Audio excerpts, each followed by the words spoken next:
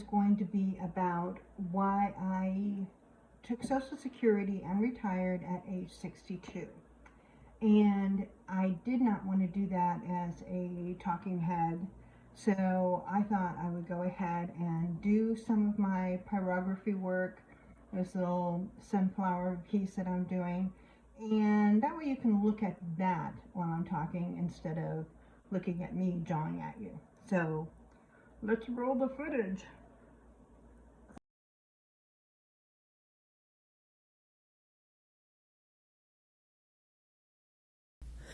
So let me share why I decided to even make this video. When I started my channel, I promised myself that I would be as transparent as I could be. I kind of think it's important when you're talking about living on Social Security that people know that it is actually your life.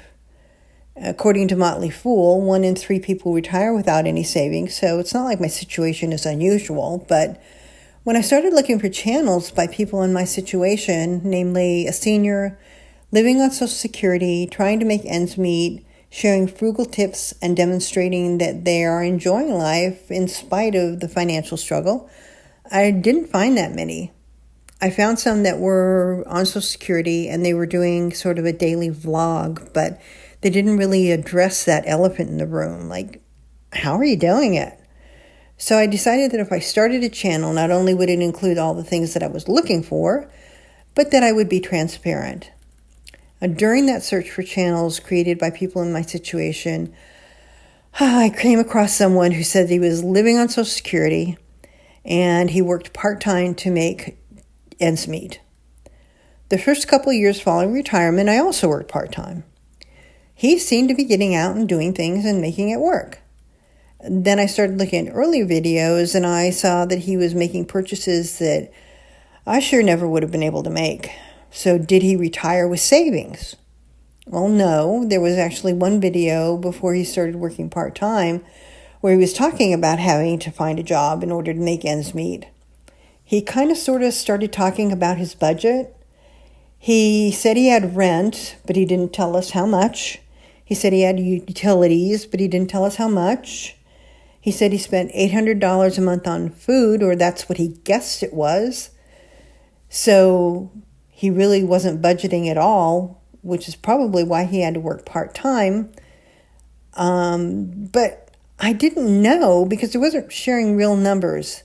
And then he said that he had taken a COVID loan and that he had to repay that at $300 a month. So, okay, that's probably how he bought his vehicle and camper.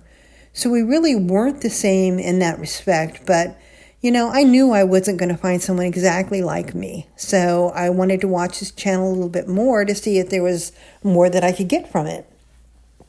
And then I saw a video where he told people don't delay. They should do what he did and retire at 62 and get their Social Security. He just worked part-time to supplement because isn't it better to work 20 hours a week than work 40 hours a week? And that set off alarm bells. He wasn't a financial expert. He didn't retire from the Social Security Administration, and for all I could see, he had no business giving that kind of advice. And even more, I knew how hard it is to create a fulfilling life when you're trying to just live on Social Security. As I said, I worked for a couple of years to supplement my Social Security, and it got more and more difficult every month. The thought of having to do that until the day I died was frightening. So I listened to this guy and he just kept repeating himself. Take Social Security when you're 62. Don't wait. It doesn't matter if you don't have a pension or retirement savings or your own home mortgage free. He kept saying, I did it and I had none of those things, but I wasn't going to wait. It's my money. His plan was, and it still is, to keep working part-time to supplement his Social Security, presumably until the day he dies. Well, if you're still working and you can't quit, to me, you're not retired.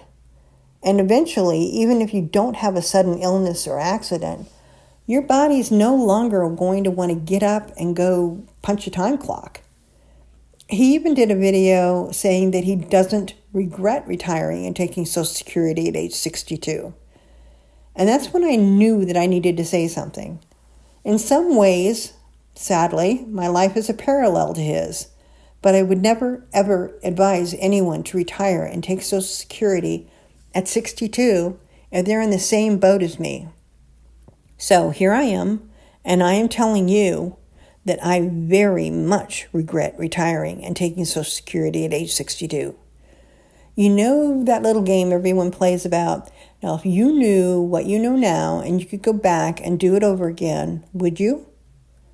Usually in that mind game, I pick points in my life where there were major negative events and think about whether I'd do something differently. Like, if I hadn't married my ex-husband, well, I wouldn't have my children, so no, I wouldn't do anything about that. I for sure would have been more careful the day I fell and shattered my shoulder on the ice. Yes, please take me back to that day. I'd stay home. But with most events, the answer is no. I wouldn't change anything, except when it comes to my decision to retire and take Social Security at 62. I would absolutely go back and do things differently in a heartbeat. So then why did I do it? Why did I retire and take Social Security at 62 if I had no retirement savings, no pension, and I didn't own a home? I want to share a little bit about my life. I'm not going to go back until the day I was born, so don't worry. But things about my life that contributed to my circumstances. First, let me make a distinction between excuses and reasons. I think making excuses is a personality defect. I think it's an ugly character flaw. An excuse is something people use to deflect blame and play the victim. We use excuses to be sure that everybody knows that there were circumstances or people who caused our failure. It wasn't us. An excuse is used to avoid responsibility, and when you avoid responsibility, you also avoid learning from your behavior. Yes, there are reasons for my failure to retire in a financially responsible way. Yes, certain circumstances and other people played a role in my failure. But my circumstances were not unusual. Other people had similar circumstances to deal with. Other people may have had more difficult circumstances to deal with. The difference is my behaviors and my decisions landed me where I am, and changing my behaviors and my decisions would have changed the result. Let's give an example. Let's say you're late to work. Circumstances that might have played a role are bad weather, you get stuck behind a slow driver on a single lane road, you end up hitting every single red light along the way. My behaviors that could have prevented my being late would have been checking the weather the night before, getting up earlier, not hitting the snooze button 10 times. See, I'm not a victim of the weather. I'm not a victim of that slow driver, and I'm not a victim of red lights. I could have changed the outcome, but my behaviors and my decisions ended up making me late to work. Okay, so now that we have that out of the way, here are some of those circumstances that played a role in my situation. First, I grew up in a family where finances were not discussed. I never saw my parents budgeting or talking about saving money. I kind of grew up thinking that everybody lives paycheck to paycheck. Next, I was a single parent from the time my youngest was only a year old and my oldest was 6 years old. I lived in an economically depressed area at that time, and although I was working full-time, my wages were pretty low, and my ex-husband was unemployed for a period of time and didn't pay any child support. But during that time, I finished my bachelor's degree while I worked full-time, and then I moved to an area where the jobs were more abundant and the pay was much better. Those were good choices. But although I was making better money, I was still living paycheck to paycheck. Bad choices. I finally learned how to budget when I decided I wanted to buy a house. I studied Mary Hunt at Cheapskate Living and Dave Ramsey. I saved and increased my credit score, and I was able to buy a house. But then I stopped budgeting. Bad choice. I don't know why. I had achieved my goal of owning a home, but I was back living to paycheck to paycheck. I'd save if I had a short-term goal like going on vacation or buying furniture, but I never saved for long-term goals like retirement.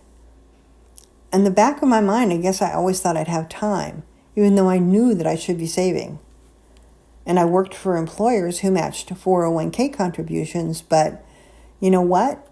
The match for $0 is $0. When my youngest son turned 18 and joined the Army, and his brother was living in San Diego, I was living alone. I had friends in the area, but I had no family. All my family was out west. So I decided to sell my house and move to San Diego. The housing market where I wasn't the greatest, but I did have a little bit of equity in the house. It wasn't enough to buy a house in San Diego's real estate market, but it was enough to live on while looking for a job. Yes, I was the idiot who moved to an area without having a job in place, thinking, hey, I'm an experienced paralegal. I'm highly employable. But the California legal scene is completely different, and they require people to have experience with California law, which I didn't have. So I had to start living on that equity from the house, and it started to go pretty quickly. I did find a job within a couple of months, but I'd used up some of that equity. Now, about a year later, my youngest son, who had been deployed to Afghanistan, came back stateside. I was there when his plane landed, and we spent a few days together getting him settled. He still had another year of active service to do, but he made it clear that he wasn't going to re-enlist. Serving in combat was really hard on him, you guys. He had PTSD. He had a TBI, a traumatic brain injury, which was caused by being in vehicles where so many IEDs were exploded to them nearby. He ended up losing several friends, so he was having a difficult time. He had migraines off and on. He had back issues. But anyway, he said he wanted to go back to college, but he wanted to do it on the East Coast, not in San Diego where I was. And he would never have admitted it, and he didn't ask for help. But, as a mom, I knew that it was going to take him a little while to get settled and navigate life as a civilian. So I thought it would be a good idea for me to move back east and make sure he had a place to stay when he got his discharge so he could get settled. So once again, I packed up and I moved across country. This time, however, I had a job waiting for me. You see, I can learn from my mistakes. I didn't have much in savings, but at least I had that job to go to. Now, all this time had passed, and I still hadn't saved any money. And one day I woke up and I was 59 years old, and I had no retirement money. I didn't even own a home anymore, and I started to panic. I was never going to be able to retire. I'd been working my whole life, living paycheck to paycheck. Everyone else was talking about their plans when they finally retire, and all the while I'm thinking, I'm going to have to work until lunch on the day of my funeral, and I'm probably going to have to help dig the damn hole. I was banging my head against the wall for being so stupid. I knew that if I had only saved 10% of each paycheck, that's what they say, save 10% of each paycheck from the beginning, and you'll be sitting pretty good. And let me tell you, even though I had periods of my life where I wasn't making very much, I still would have been able to save a little bit. But I never did that. And now it was too late, right? My time had run out, right? I started researching how much I could possibly save by the time I turned 70. I didn't like what I was reading. I would probably have to get a roommate. Ugh. I could save more if I sold my car and didn't have to pay for insurance or maintenance. Ugh. I could eat beans and rice and beans for the next 10 years.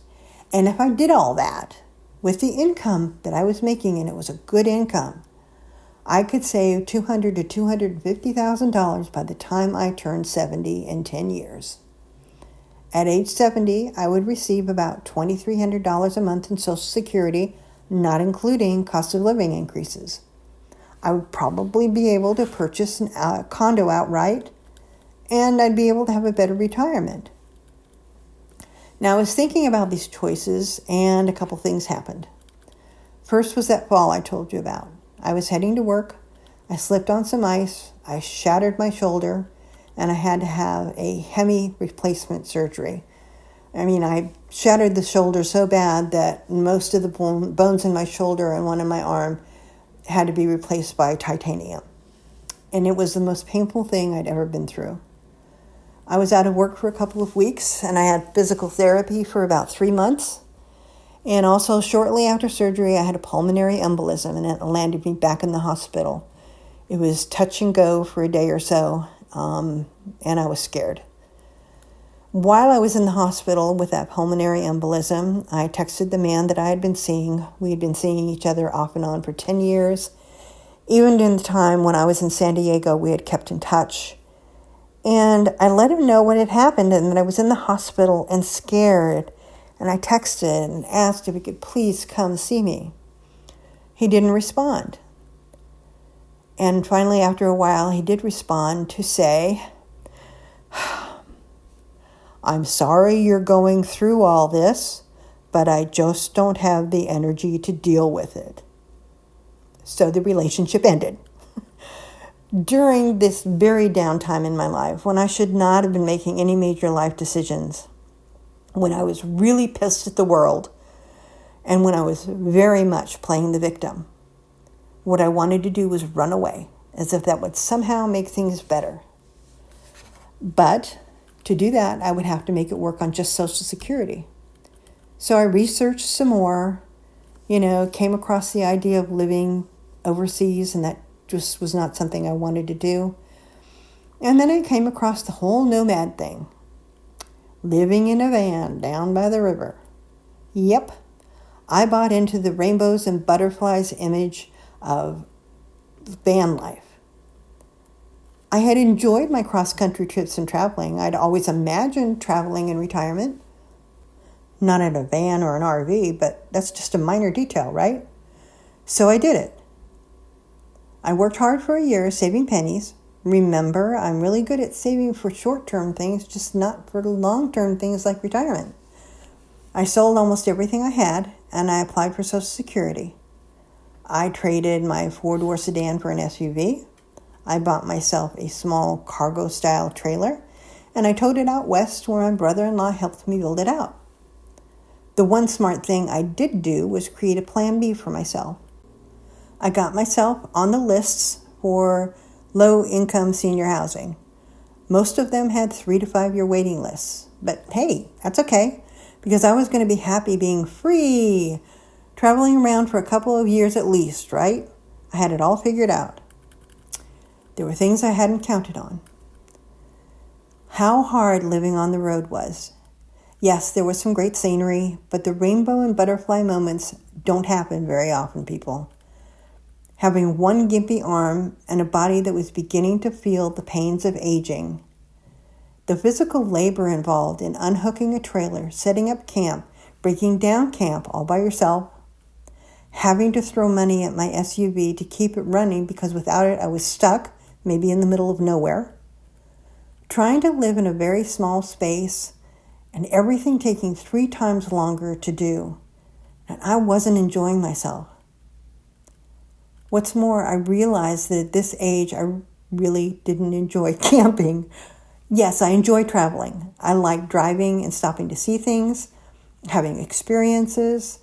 But when you only have so much money, you have to stay put for a while. You have to camp and not spend money on gas. And I was lonely. I am an introvert, and I like my own company. But living alone on the road is a very different level of alone. So I quit. I sold the trailer and moved back east where my kids were and where now I have a grandchild. I was also missing out on that. I was still way down on the waiting list for housing, so I did the thing that I insisted that was yucky and I would never do. I rented a room in a house. It wasn't a terrible situation at all. But in the area I was living in, renting a room was expensive, so I had to start working part-time to make ends meet. And eventually I decided I needed a little bit more privacy, and I moved into a mother-in-law suite which gave me a bit more room and my own kitchen to cook in, but that rent was even more, and I had to keep working with no end in sight. But eventually I was offered an apartment in a low-income senior building, and that's where I'm at now. Getting this apartment has been a blessing. Budgeting now is an everyday necessity. I absolutely must be aware of where every penny is going. I try not to dwell on the stupid mistakes I made, and it doesn't help. I don't whine and complain about other people who have more or are able to do the things in retirement that I can't do. Do I wish that were me? Of course I do. But it's not.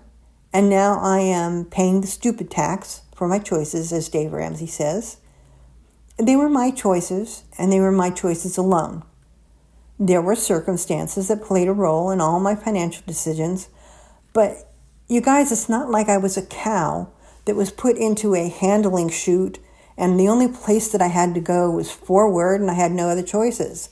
I had options, I had choices, and I ignored them. So if you're watching this and you're in your 50s and thinking about retirement, but you don't have a penny saved, please listen to me. If you hear someone saying, oh, retire at 62, take your Social Security, take that free money, quit your prison job and just go enjoy life. You worked hard, get yours. And you think that's what you want to do? Stop. Do you see the life I'm living? Do you see how little money I have to get me through the month and how I have to be very frugal in order to make sure I have enough to go around and still have a little fun now and then? Is that what you really want to do? Look, I'm not in any position to advise anyone about when the best time to retire is, or how much you should have saved, or what you should do to set yourself up so that you have an enjoyable retirement.